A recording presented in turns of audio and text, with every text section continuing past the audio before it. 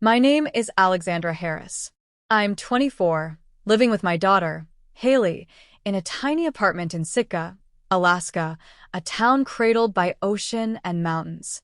My mornings start early, preparing piano lessons in our small kitchen, the air thick with the hum of old dreams. I teach children at the community center, guiding them to pour their hearts into music, just as I once did.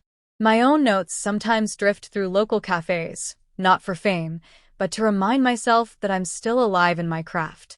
Haley bursts in, clutching a scribbled melody, its chords heavy with feeling for a 6-year-old. I kneel, brushing her dark curls, pride swelling. Her gift mirrors mine, one I was told to bury long ago.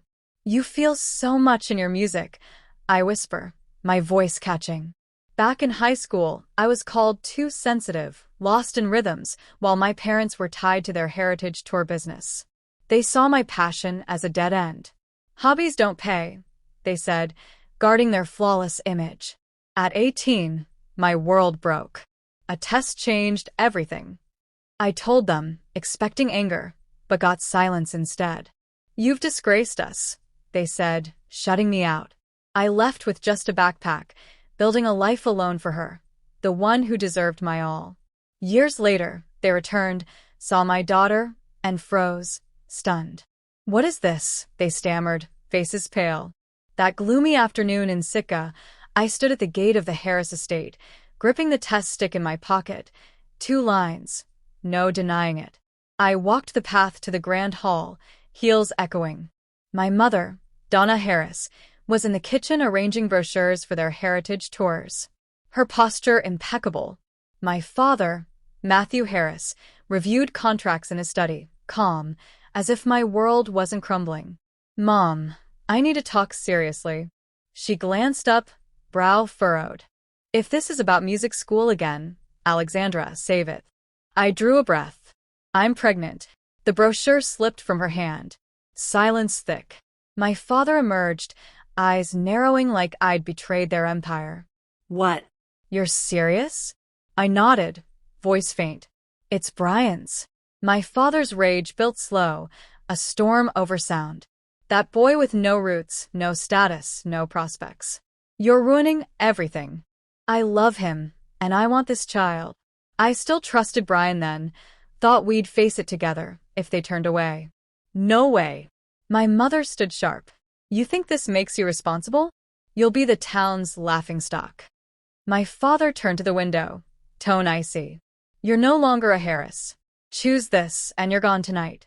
My core shattered in the home I'd known. Dignity fractured on the floor. Hours to pack what fit in a bag. That night, on a bench near school, phone shaking, I called Brian. "Just say we'll manage, and I'll endure." "Alexandra." "Late call. I have to see you. I'm pregnant." Pause. Then sigh. "Sure." 3 tests confirm. "Alexandra, I can't parent now. Scholarship to Seattle next month. Can't pass it up." The world tilted. "And us, the baby. You're tough. You'll handle it." "Sorry." Lying. "Dead." Cold wind cut through, but the void inside stung deeper. Alone all night. In the morning. Swollen eyes at school. Paula Sanchez, my high school friend from music club, spotted me. "Alexandra, what's wrong?" I collapsed, spilling it all. No judgment, just arms around me. "Stay with me as long as needed. You're not facing this solo." I nodded, tears flowing. No family, no partner. But Haley, already inside, pushed me to rise. I moved into Paula's spare room behind her garden cottage, the only one who didn't abandon me. Space was tight. A bed, desk, lamp, but a real haven. Days helping with chores, evenings practicing piano. She gave me breathing room, ensured I finished school. Belly growing, hallway whispers trailing me, ignored them. Front row focused, nights on music education, the dream I'd hidden. Graduation neared, Haley like a melon inside. I entered the hall swollen, coat loose over stairs. Writing freed me, unlike Harris luxury. Weeks later, Haley arrived on a crisp summer day. Hospital fans whirring, antiseptic sharp, but her cry made it worthwhile. I named her Haley, meaning clever guardian, hoping she'd grow resilient. In her first years, part-time aide at a local music shop sustained us. Mornings babysitting, evenings online classes for certification. Paula watched Haley on weekends while I worked at a cafe. Exhaustion hit hard, dozing mid-note, but purpose drove me. No complaints. Actions finally mattered. When Haley turned 3, certification in hand, I cried on Paula's porch, not in pain, but triumph. Unbroken, alone. I got a job teaching piano at Sitka Center, our old high school haunt with Brian. Now I bike Haley there, teaching kids to blend tones with heart, not sight but what stirs inside. Right after, Paula sat me down. Apply for welfare now. Food stamps will help bridge gaps. We filed that day. Forms endless, but vital. Support kicked in, easing bills, letting me focus on classes. No shame, strength in seeking help. Life steadied, simple yet mine. Several weeks later, on a cold summer day, I lay in Sitka's hospital, gripping the bed rails as pain surged. Haley arrived with a piercing cry, tiny fists clenched, her weight grounding me in a way nothing else could. Holding her, wrapped in a thin blanket, I felt a spark of purpose sharper than fear. The nurses moved briskly, their voices a blur, but her warmth against my chest drowned out the sterile hum. Back at Paula's cottage, reality hit fast. Welfare checks from Alaska's aid program barely covered diapers and formula. I stretched every dollar, calculating in a worn notebook. Rent, food, bus fare.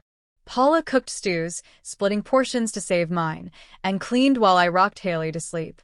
"You're not alone," she'd say, stirring soup. Her presence steadied me when I faltered. Her help kept me enrolled, finishing high school credits online between feedings. Days blurred into survival. Mornings, I babysat for a neighbor, Haley napping in a sling against me. Afternoons, I worked bakery shifts, kneading dough, while my mind raced through bills. Evenings, hunched over a borrowed laptop, I took online piano certification courses, notes scrawled in margins. The screen's glow burned my eyes, but each completed module felt like a step toward something solid. Haley grew, her giggles filling the cottage's tight corners. Often, she'd bang on Paula's old keyboard, small hands chasing sounds. I'd watch, heart swelling, teaching her simple scales when I could. "You've got rhythm," I'd whisper, her joy easing the ache of long nights. Paula took weekend shifts watching her, letting me study uninterrupted. Her folk melodies drifted through the walls, blending with my lessons. Exhaustion clung like damp air. Some nights, I'd wake to Haley's cries, panic spiking. "Am I enough?" My hands shook as I folded tiny clothes. But her trusting eyes pushed me forward. I wasn't just surviving. I was building for her. The Harris name, once my anchor, now felt like a ghost. Matthew and Donna's legacy of polished tours and cold expectations haunted my drive. School ended. Diploma earned in a quiet ceremony. No family in the sparse crowd. I wore a loose dress, hiding fatigue, and walked the stage alone. Pride flickered, but the weight of what came next loomed. Welfare forms piled up, each one a reminder of my reality. Yet they kept us fed. I'd stand in line at the community center, Haley on my hip, ignoring whispers from old classmates. Certification classes demanded focus. I studied music theory, pedagogy, fingers tracing keys in my mind when no piano was near. Paula's support was unwavering. She'd slim me coffee, saying, "Keep going. You're close." Her belief fueled me when doubt crept in. I'd play lullabies for Haley, weaving Tingit-inspired chords, her sleepy smiles my reward. By Haley's second birthday, she toddled to the keyboard, mimicking my chords. Her instinct for melody stunned me, as if she'd inherited my buried passion. I'd teach her a note, her small fingers pressing carefully, and I'd see my younger self before the dismissal, before the disgrace. Those moments weren't just joy. They were defiance, proof I could give her what I'd lost. The grind never eased, but meaning grew. Babysitting paid for Haley's shoes. Bakery shifts covered rent. Online courses neared completion. Each quiz a milestone. Paula's cottage became home, her laughter blending with Haley's. I wasn't whole, not yet, but I was unbroken. Every chord I taught, every bill paid, was a brick in a life I'd build without them. When Haley turned 3, I stood in our new Sitka apartment, clutching my freshly printed piano teaching certification. The community center had hired me to lead children's music classes, a lifeline after years of scraping by. Our one-bedroom home was small but warm. Walls covered with pinned sheet music and Haley's crayon drawings of notes, her first attempts at mimicking my scores. I'd catch her humming inspired melodies, her small voice threading through our evenings, filling spaces I'd once thought empty. Mornings now had rhythm. I'd bike Haley to daycare, her laughter echoing against the island's quiet streets, then head to the center. Teaching kids to find emotion in chords brought a steadiness I hadn't known. My own compositions, raw and unpolished, started playing at a local cafe during Heritage Music Nights. Not for glory, just proof I could create. Again, I'd sit with Haley, sipping hot chocolate, watching locals nod to my notes. Each nod felt like a stitch mending old wounds. One crisp afternoon, while sorting lesson plans, an email pinged. A cafe owner invited me to showcase my work at their next music event, a nod to Sitka's cultural scene. I froze, fingers hovering over the keyboard. My pieces. Public pride mixed with doubt. My parents, Matthew and Donna Harris, had always called my music a distraction, their heritage tour empire thriving on polished displays, not raw expression. I pushed the thought aside, replying, yes. Heart racing at the chance to claim my voice. Later, my phone buzzed. Anthony Harris, my younger brother.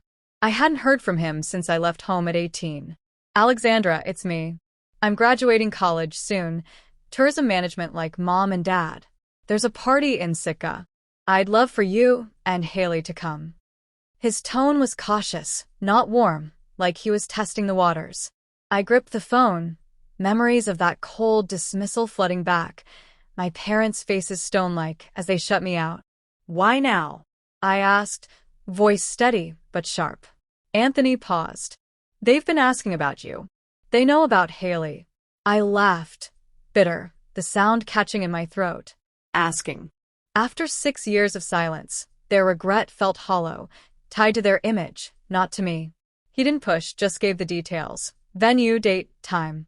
I hung up, staring at Haley's latest drawing, a swirl of notes in bright blue. Her innocence deserved more than their sudden curiosity.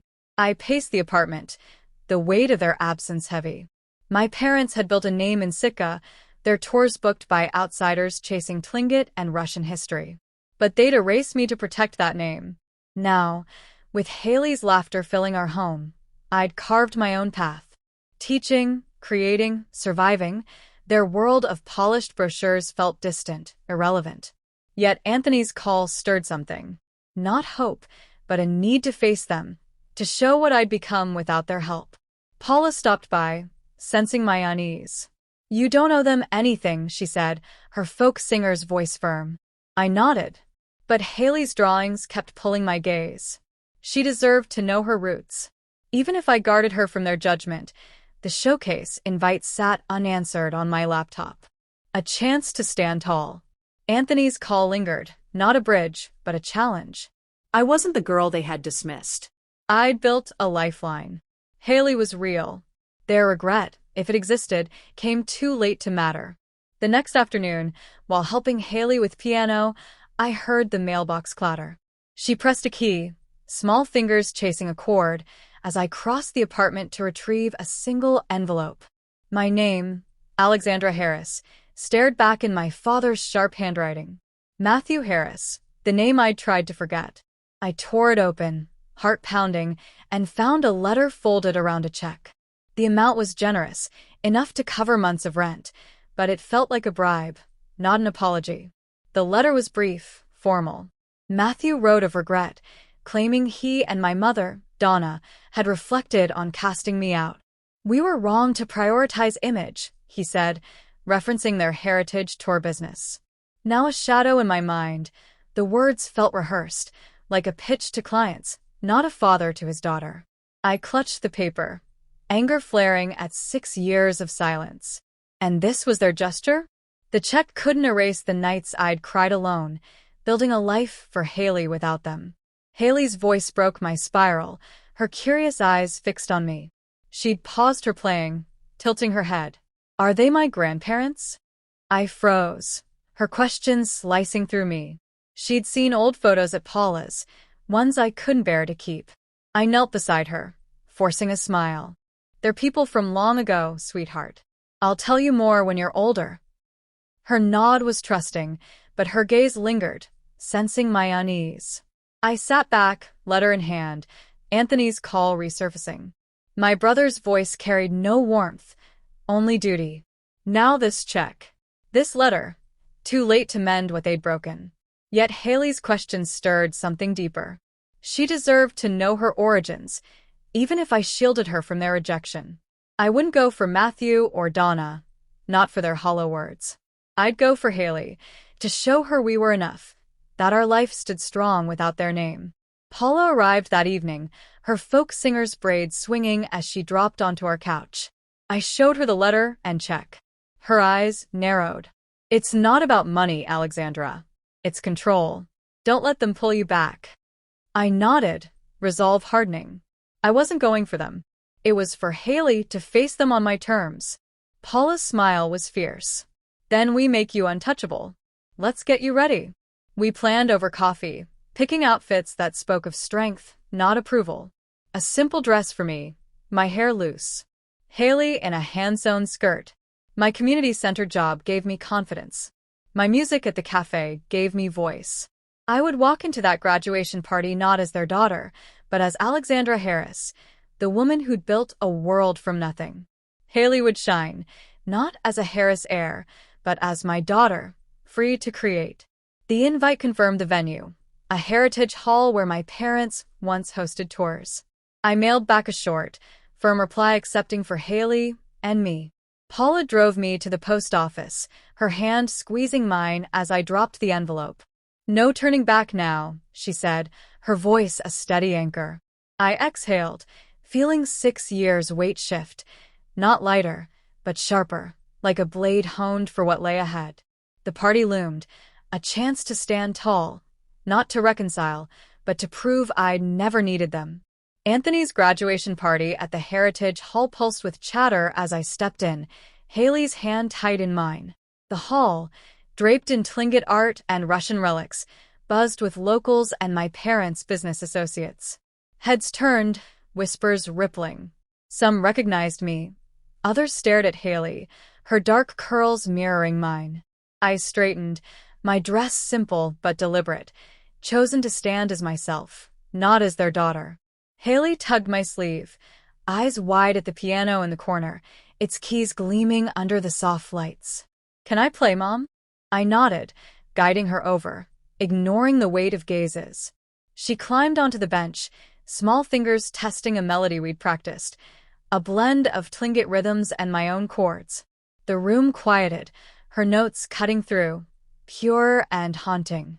I stood frozen, pride swelling, as her music told a story I'd never dared voice.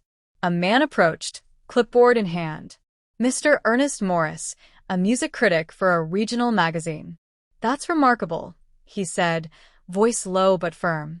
She's got a rare gift, like someone who feels the music soul. Your daughter? I nodded, throat tight. She's mine. His words echoed, drawing eyes. My parents, Matthew and Donna, stood across the room, faces paling. Guests murmured, noticing Haley's resemblance to me, her talent a shadow of the passion they'd once dismissed. Anthony lingered nearby, graduate cap tilted, expression neutral. He didn't speak, caught between loyalty and distance. My mother stepped forward, her polished smile faltering. Alexandra, we didn't expect. She trailed off, eyes on Haley. My father joined, voice strained. We've missed you. Let's talk. Rebuild. Their words dripped with regret, but I saw the calculation, saving face before their crowd. I clenched my fists. Haley's melody still ringing in my ears. Rebuild? After 6 years of silence, You chose your image over me. My voice rose, steady but sharp, drawing gasps. You sent a check, not love. Haley deserves better than your shame. My mother's face crumpled, but her eyes flicked to the guests, more concerned with whispers than pain. My father's jaw tightened. We're trying, Alexandra. Isn't that enough? No. It's not. I snapped, heart pounding with years of buried hurt. You don't get to claim us now because she's gifted. Haley finished playing, small frame turning to me, oblivious to the tension. I took her hand, anchoring myself. Anthony shifted, mumbling. I just wanted you here. His neutrality stung. A reminder he'd never fought for me. Mr. Morris watched, scribbling notes, amplifying the scene. She's extraordinary, he said again. Her music carries your family's legacy, doesn't it? My parents froze. The irony. Haley's talent, born from my defiance, now exposing their failure. Guests whispered louder, their polished world cracking. I turned to Haley, kneeling to meet her eyes. You were perfect, sweetheart. Let's go. I stood, ignoring my mother's outstretched hand, my father's plea. We're not your redemption, I said, voice low but final. This is our life, not your story. Haley clutched my hand, and we walked out. The hall's murmurs faded behind us. The air outside hit sharp, but it felt clean, like shedding a weight I'd carried too long. I'd faced them, not for closure, but to prove we'd thrived without their name. About 3 weeks later, I returned from a lesson to find Paula waiting, face tense. She held a local newspaper front page featuring Haley's photo from the event. Mid-note, her piano performance captured perfectly. Brian Stewart's name is circled, she said flatly. He's back. Called the center, demanding to see you and Haley. My stomach dropped. Brian, the boy who had vanished for a scholarship, now surfacing after seeing our success. I met him at a quiet cafe, overlooking the Sound, Paula at my side with legal papers ready. He sat across, suit crisp, smile polished. Alexandra, Haley looks just like you. I've seen the article. She's my daughter too. I want rights. Involvement. Rights.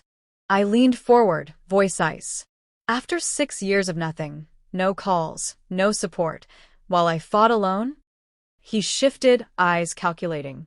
I was young, scared. Now I have a stable job in Seattle. I can provide. Paula slid a folder over. Child support lawsuit pending. Back pay for 6 years under Alaska law. We have records, birth certificate, hospital notes, your last message abandoning us. His face drained. You can't sue me. I can, I said, calm but unyielding. Court will enforce every cent, thousands in arrears. Paula added, plus public record abandonment claims. Your job at that firm? Scandal hits hard. He stood, chair scraping. This is blackmail. No, I replied. It's justice. You left a pregnant teen. Haley knows who raised her, me. Not you. He stormed out, door slamming, but the damage was done. Days later, word spread. Sitka's small-town gossip flew, like wind over the water. My parents' tourism business crumbled. Bookings canceled after whispers of the party confrontation reached clients. Matthew and Donna's polished tours, once filled with outsiders seeking Tlingit stories, now sat empty. Reviews online slammed their hypocrisy. Revenue dropped 30% in weeks. Donna called once, voice breaking. The business is dying. Please stop the talk. I hung up. Your choices did this, not me. Brian's scandal hit harder. His Seattle employer fired him after the lawsuit went public. Career stalled. Threats sent via text were blocked. Paula's lawyer shut them down. Haley never knew the details. I shielded her, focusing on our lessons. Her music growing stronger every day. I cut ties completely. No calls, no visits, no check cashed. The Harris name stayed buried. Anthony stopped reaching out. His neutrality became final silence. Paula became family, her support unbreakable. Community center kids cheered Haley's pieces. Our apartment echoed with real joy, not shadows of the past. This journey taught me self-respect above all. Never bend to toxic blood. Community support, like Paula's, outshines family obligation. For single moms watching, prioritize independence. Use resources, welfare for essentials, certification courses for growth, lawyers for justice, friends for strength. Build empires from scraps. Haley thrives because I chose us, not them. No forgiveness is needed when you've forged your own path. Rise, protect, create. That's the real legacy.